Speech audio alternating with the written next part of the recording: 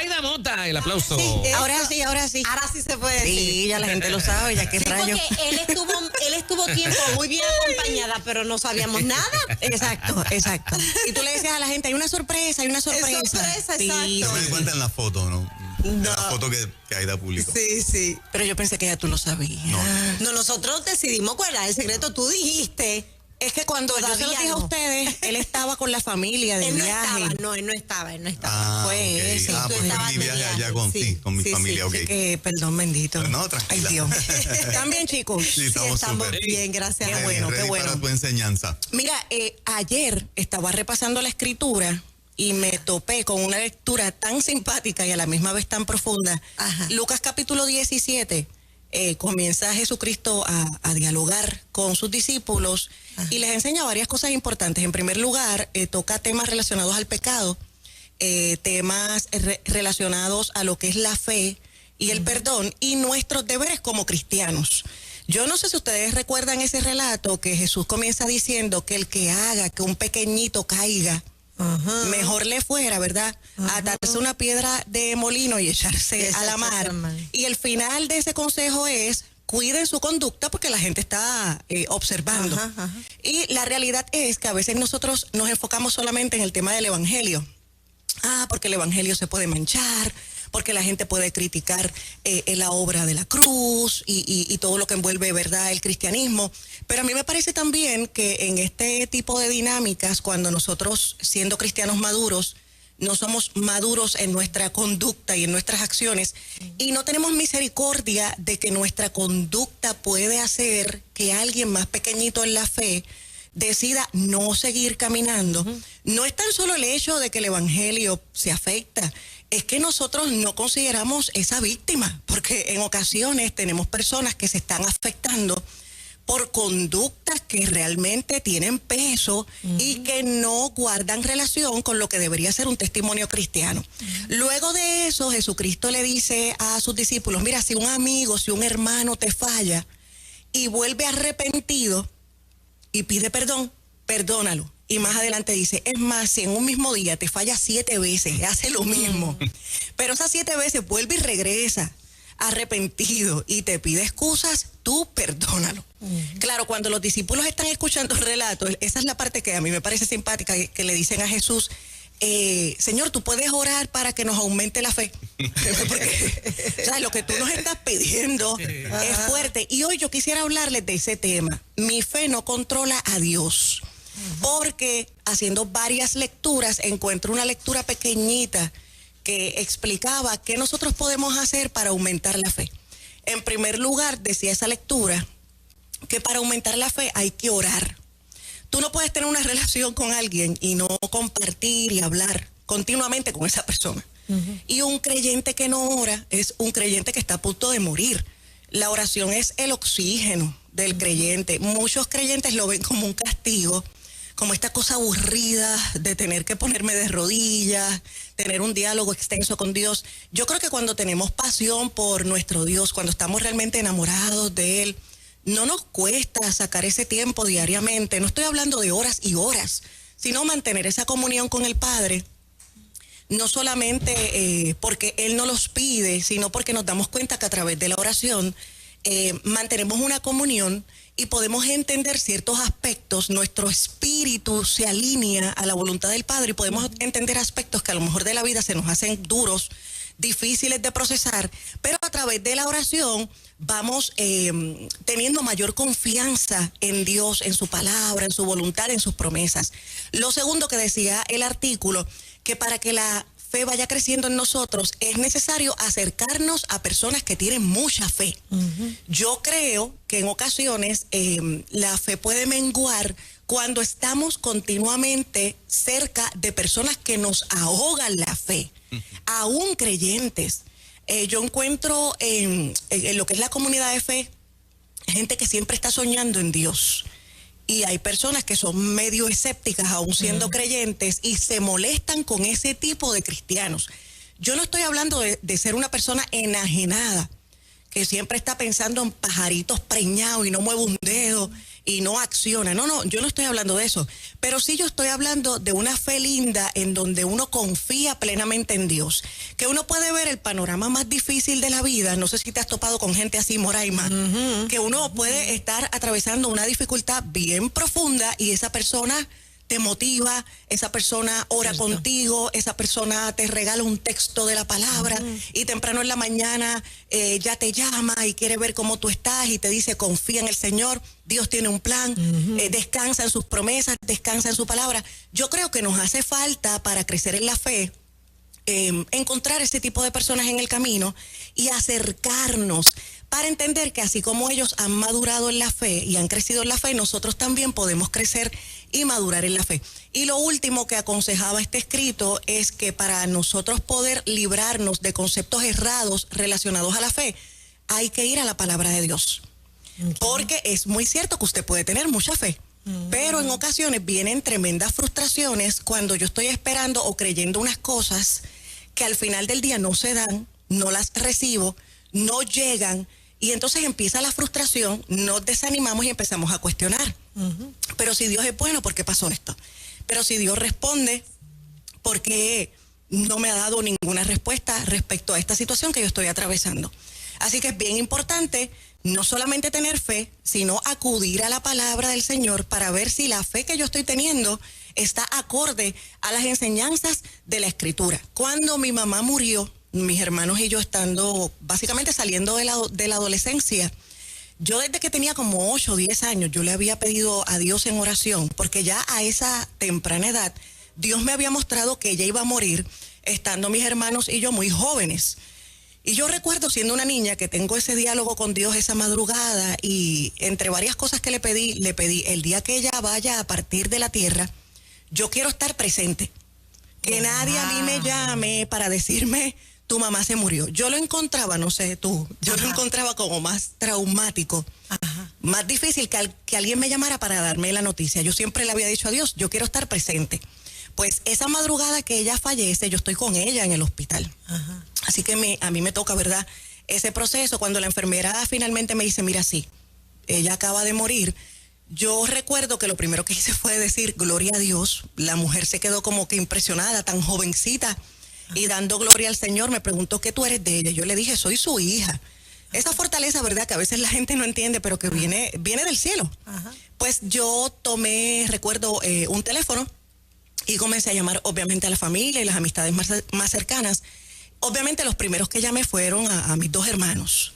Qué sé yo, como a la media hora, 1 hora, ya ellos estaban en el hospital. Y estaba varias amistades y varios familiares en ese pasillo que daba hacia el cuarto. Y recuerdo que mis hermanos me preguntaron, ¿podemos entrar al cuarto para verla por última vez? Y esta experiencia yo la había olvidado. Después que ella murió, yo la vine a recordar hace unos años atrás predicando en una iglesia. Y mis hermanos, cuando entraron conmigo al cuarto porque querían verla por última vez llorando los 2, me pidieron, Aida, la palabra dice que Dios tiene autoridad sobre la muerte y nos testifican los evangelios que muchos muertos se levantaron. ¿Por qué tú no haces una oración ahora mismo para que Dios obre sobre nuestra madre? En ese momento yo no podía dar un estudio bíblico. En ese momento yo no podía aclarar muchas cosas. Así que yo estaba clara de cuál era la voluntad del Señor, pero en ese momento me acuerdo que les complací e hice una oración, más bien por fortaleza, más bien para que el acompañamiento de Dios nos sostuviera en ese momento difícil. Pero yo tragué hondo, porque quienes me pedían la oración no eran unos particulares, eran mis propios hermanos y estábamos hablando de nuestra madre. Luego que pasó algún tiempo, yo me topé con Lucas capítulo 18, porque yo creo que esto no solamente me pudo haber pasado a mí, a mis hermanos, le puede pasar a muchos creyentes y a muchas personas que inclusive no asisten a ninguna iglesia, que ante circunstancias difíciles que no podemos controlar, no nos queda de otra que acudir a la fe y esperar un milagro en Dios. Pues en Lucas capítulo 18, que vendría a ser el próximo capítulo de lo que hace algunos minutos estaba mencionando, Jesús hace una parábola, que es la parábola del juez injusto y la viuda. Y ese relato explica que el juez injusto no tenía temor de Dios ni de los hombres. O sea, básicamente este hombre era un sinvergüencita, no tenía pena de nadie. Y allí había una viuda que iba continuamente a pedirle que él le hiciera justicia. Una viuda, estamos hablando de alguien en necesidad. En nuestros tiempos, el quedar, ¿verdad?, sin tu pareja es algo doloroso. Las entradas económicas se ven afectadas. Imagínate este escenario en los tiempos bíblicos en donde la mujer dependía absolutamente de su esposo, y si el esposo no estaba, pues en ese caso dependería de los hijos varones que tuviese vivo. Así que esta mujer está a la merced de recibir ayudas, limosnas, y es una mujer vulnerable. Así que esta mujer está pidiendo ayuda, pero a este hombre no le interesa.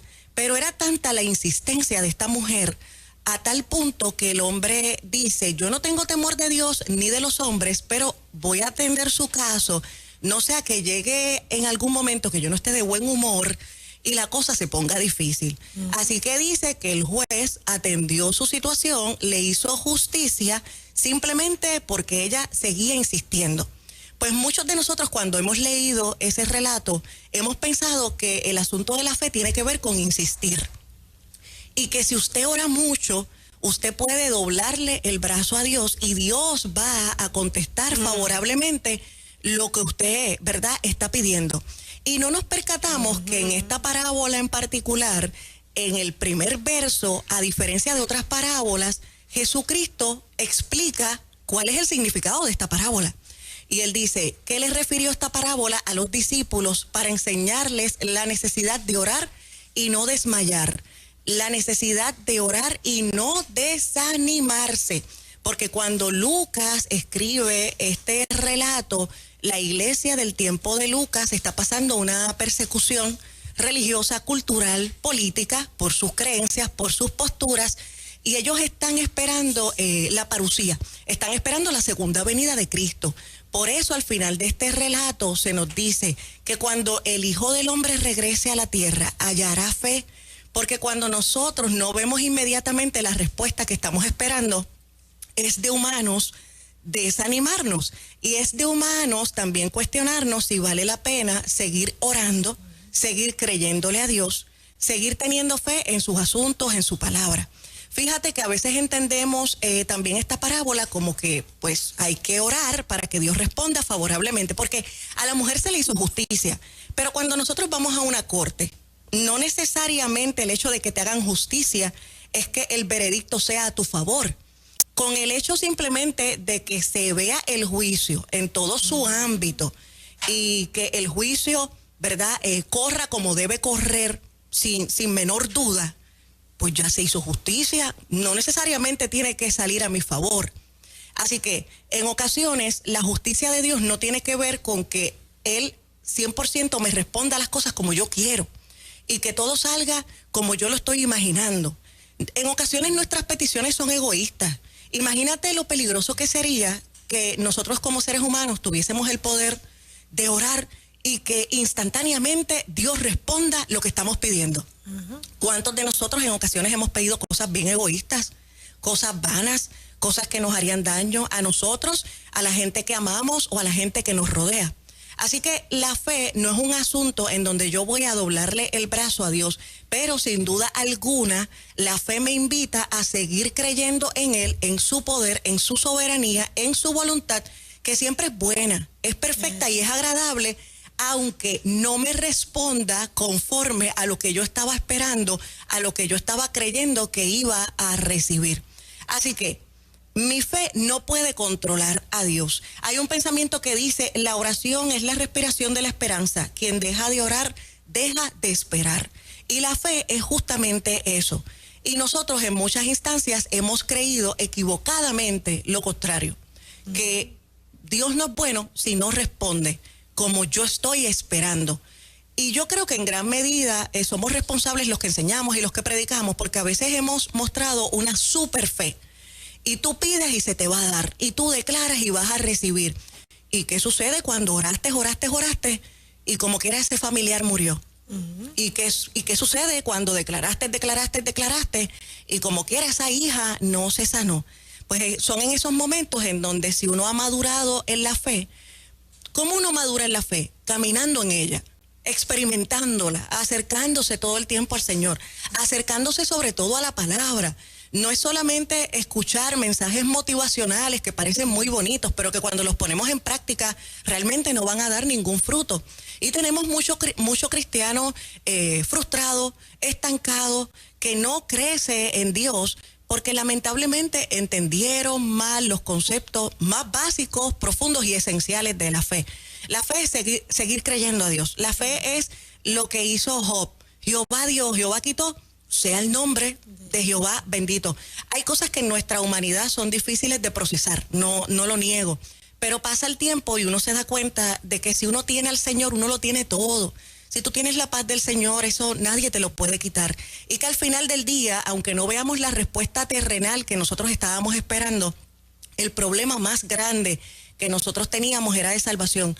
Y ese problema Jesucristo lo resolvió en la cruz del Calvario. Así que la fe me invita a creer en todas las posibilidades que Dios puede sanar, pero si no lo hace, sigue siendo Dios. Que Dios puede resolver mi situación inmediata, pero si no lo hace, Él sigue siendo bueno, porque su voluntad siempre es perfecta, es agradable para nuestras vidas. Así que mi fe no puede controlar a Dios. Yo sé lo que quiero, pero Dios sabe lo que yo necesito.